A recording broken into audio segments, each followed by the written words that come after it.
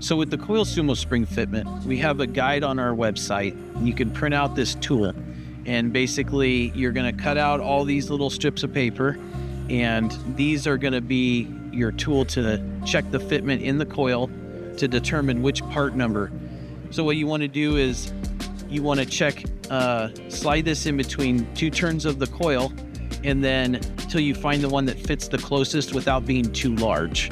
So if you start with this one and you got a lot of gap, you keep working your way up till you get one that doesn't fit, and then you go back to the one that fits the closest, and then that'll give you the part number of which kit that you need to order for your vehicle.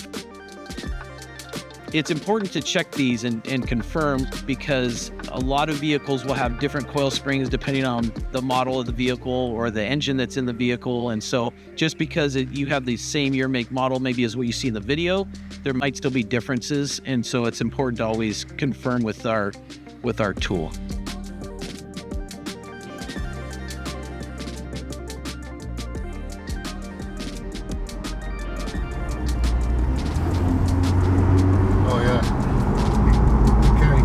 The bumps like too hard how it was before.